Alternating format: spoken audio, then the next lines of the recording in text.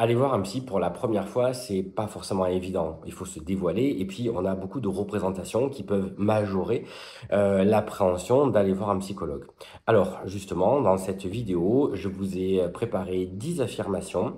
C'est un petit peu comme un quiz. À vous de voir si elles sont vraies ou si elles sont fausses. Bien évidemment, je vais vous donner une réponse à chaque fois et je vais vous dire la stricte vérité, sans bullshit, avec mon regard de psy.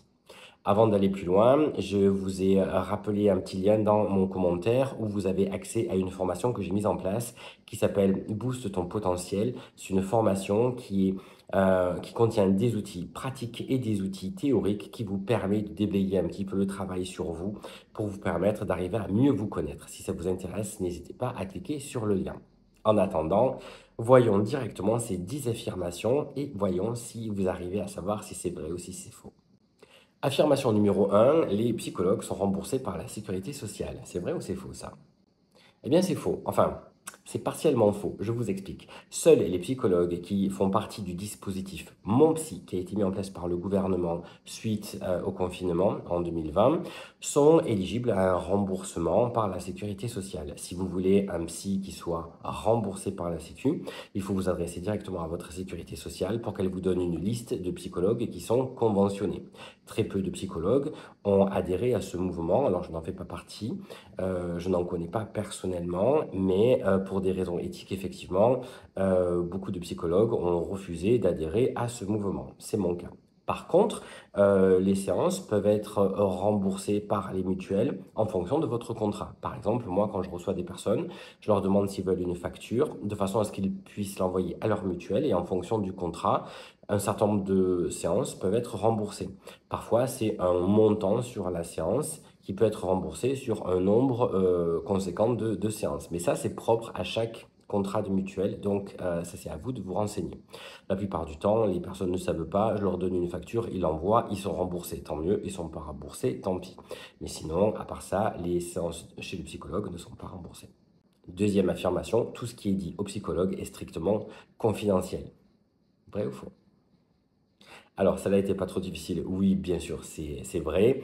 On a un code de déontologie. En tant que psychologue, on est tenu au secret professionnel, bien évidemment. Tout ce qui est dit dans le cabinet, le psychologue le garde pour lui.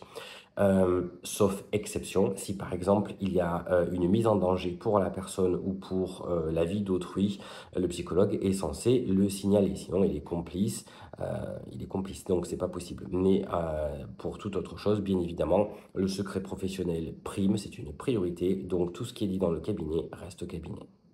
Troisième affirmation, il faut nécessairement aller mal pour aller voir un psychologue. Eh bien, c'est faux. Bien évidemment, la plupart du temps, quand quelqu'un vient, c'est que cette personne, elle ne va pas forcément très bien. Mais moi, je reçois souvent des personnes qui viennent uniquement, alors, pour poser quelque chose. Des fois, c'est une interrogation par rapport à une étape de sa vie. Je ne suis pas forcément mal, mais je me pose des questions. J'ai besoin de travailler dessus. J'ai besoin d'être un petit peu guidé. Et puis, il y a des personnes qui viennent purement par intérêt intellectuel. J'ai besoin, je vais bien dans ma vie, mais j'ai besoin de comprendre certains mécanismes. C'est une façon d'investir sur moi, d'acquérir des connaissances, de comprendre mieux le fonctionnement humain et j'ai besoin d'avoir des séances avec vous pour comprendre ça.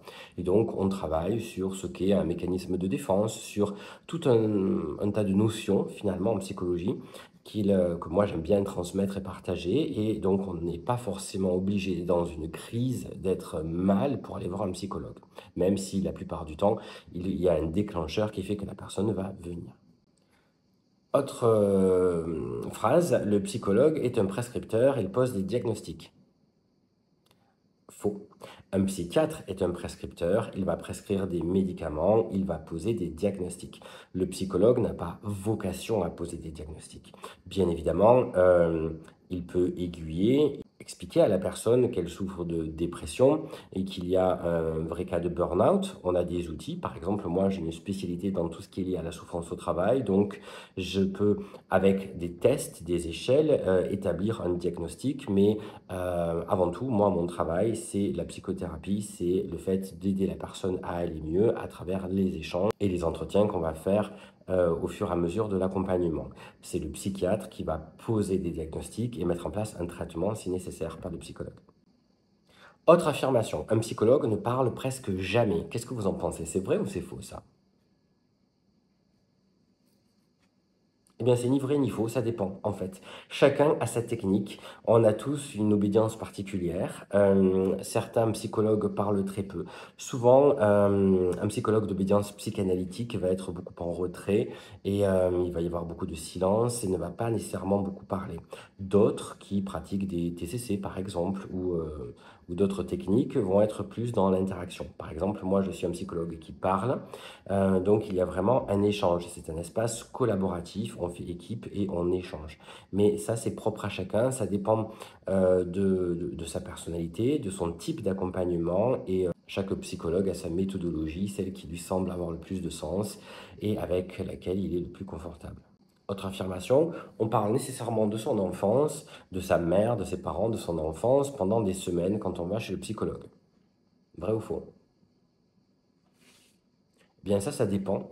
Encore une fois, parce que c'est pas forcément nécessairement le cas. Moi, j'ai des patients qui viennent en me disant: «Écoutez, là, aujourd'hui, j'ai fait beaucoup de thérapie, je me connais, il y a des parties de mon histoire, mon enfance, j'ai pas du tout envie de travailler là-dessus, j'ai besoin d'être accompagné par rapport à un objectif ou par rapport à une situation présente».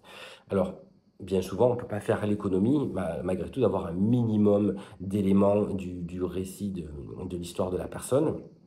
On appelle cela l'anamnèse, on fait l'historique quand même de la personne dans les grandes lignes au moins, mais c'est pas forcément le cas. Un psychologue qui va être d'obédience psychanalytique va beaucoup travailler bien sûr sur l'enfance, le vécu, et cetera, mais on n'est pas obligé d'être là-dedans et surtout pas pendant des semaines. Voilà, donc c'est pas un passage obligé. Les psys reçoivent des enfants, des couples, des familles. Est-ce que c'est vrai? Eh bien oui, effectivement. Alors, il y a des psychologues qui refusent les couples, par exemple, qui ne se sentent pas à l'aise avec les enfants, ou etc. Mais théoriquement, effectivement, les psys peuvent recevoir des enfants, des adolescents, des adultes, et parfois des couples ou des familles. Ça dépend. Moi, je ne reçois pas des familles et je ne reçois pas d'enfants non plus. Je reçois des adolescents, des couples et des individus. Mais ça, c'est propre à chacun. Chacun met ses propres limites.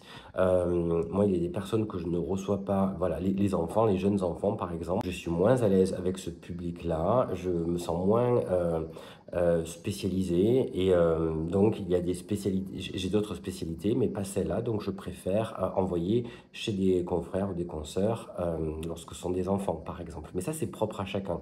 Mais oui, théoriquement, les psychologues sont aptes à recevoir des couples, des familles, des enfants sans problème. Autre affirmation, les psys peuvent accompagner les différents membres d'une même famille. Faux, maintenant. On peut accompagner quelqu'un, on est soumis au secret et on a un devoir de neutralité. Ça veut dire que pour rester neutre, on doit s'occuper de la personne et exclusivement de cette personne. On ne peut pas avoir en même temps le père, l'enfant, le frère. Non, c'est pas possible, sinon on mélange tout. Le discours de l'un vient entraver ce qu'a dit l'autre précédemment, éventuellement, et à un moment donné, on perd sa neutralité. Il m'est eu arrivé, moi, d'accompagner des personnes de la même famille sans le savoir, parce qu'elles avaient un nom de famille différent, et c'est en recoupant les histoires où j'ai pu me dire, ah, mais en fait, ce sont des personnes de la même famille. Mais c'est très, ça m'est arrivé une fois. Voilà. Il a pu m'arriver aussi, par exemple, d'accompagner une personne.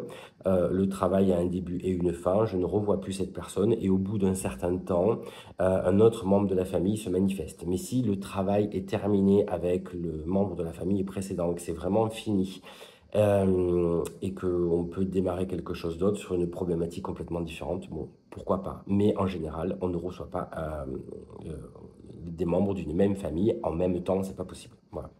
Dernière affirmation, les psychologues peuvent t'aider à gérer ton stress, tes émotions ou tes relations avec les autres. Oui, c'est vrai, bien sûr, on travaille sur les émotions, c'est très important, sur les ressentis, sur les mécanismes de défense qui font que dans notre histoire, en fonction de ce qu'on a vécu, on a des difficultés dans certaines situations, etc. On travaille sur le stress, sur les situations que les personnes vivent, qu'est-ce que ça réactive chez elles ou pas. Voilà, tout ça sont des problématiques, bien évidemment, sur lesquelles on intervient. Voilà, on arrive à la fin de ce quiz. C'était 10 petites questions, vraies ou faux. Alors n'hésitez pas à me dire en commentaire combien vous avez eu de bonnes réponses.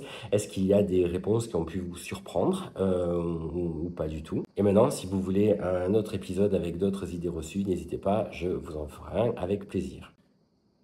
En attendant, prenez bien soin de vous et si vous voulez aller plus loin, n'hésitez pas à cliquer sur le lien en commentaire et vous aurez beaucoup d'outils pour mieux vous connaître. En attendant, je vous dis à très vite, prenez bien soin de vous et à bientôt pour d'autres contenus. Salut!